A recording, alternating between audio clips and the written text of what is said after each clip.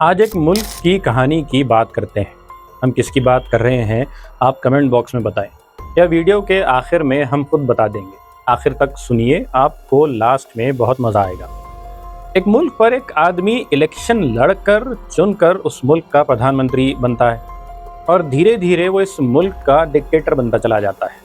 वो जितने दिन इस मुल्क का हिडन डिक्टेटर रहता है, उस मुल्क की डेमोक्रेसी को अंदर ही अंदर खाली करता रहता है, खोखला कर देता है और बाहर से जनता को दिखाता रहता है कि मुल्क में सब ठीक है। ये उसका सबसे बड़ा स्कैम था।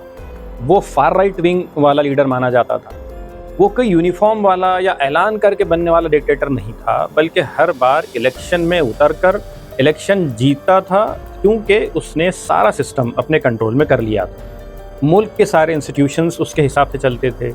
जब पहली बार वो इलेक्शन लड़कर जीत कर आया, तभी से ही मुल्क के सारे अहम इंस्टीट्यूशंस पर कब्जा करना शुरू कर दिया था। इसने लीगल तरीके से अपने लोगों को हर जगह बिठाया, यहाँ तक कि इसने मुल्क के कॉन्स्टिट्यूशन को बदलकर पार्लियामेंट सीटों का ऐसा बंटवारा किया कि जब भी अवाम वोटिंग करे, हुकूमत उसी की बने।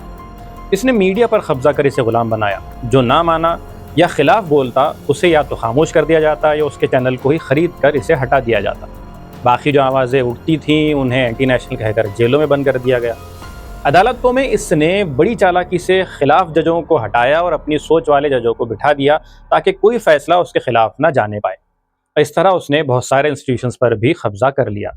एक तरफ पूरा देश बर्बाद हो रहा था, दूसरी तरफ इसका दोस्त मालदार हो रहा था। हत्ता कि इसने मुल्क की सारी दौलत, हर चीज़ अपने दोस्तों को देनी शुरू कर दी। महंगाई आसमान छू रही थी, मुल्क में रोज़गार नहीं थे, देश का बुनियादी सिस्टम ढह रहा था। इन सब के बीच जब इसे मौका मिला, इसने खुद को एक धर्म से खुलकर जोड़कर बताना शुरू किया, धर्म का सहारा लिया। इसके ज़रिए वो मुल्क की माइनॉरिटीज़ को टारगेट करता और लोगों को धर्म के नाम पर आपस में लड़ाकर उलझाए रखता, ताकि असल इश्यूज़ पर उनका ध्यान न जाए। इन फार्मूलों से वो इतना मशहूर हुआ कि अमेरिका के सदर डोनाल्ड ट्रंप ने कई मरतबा उसकी तारीफ़ की, इसके इलेक्शन कैंपेन में उसका साथ दिया।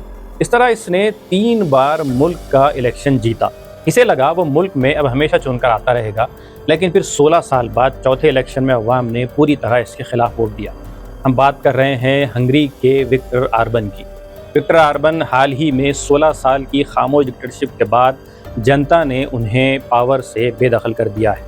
ये एक मिसाल है कि लोग पावर का गलत इस्तेमाल करते हैं, इस तरह से इस्तेमाल करते हैं, सब कुछ कब्ज़े में लेने की कोशिश करते हैं। तो बहरहाल एक वक्त आता है कि उनकी सारी चालें, उनकी सारी कोशिशें जो हैं वो एक तरफ रह जाती है और फिर उनको पावर से हटा दिया जाता है। ये बार बार की मिसालें, लोगों को इससे सीखना चाहिए।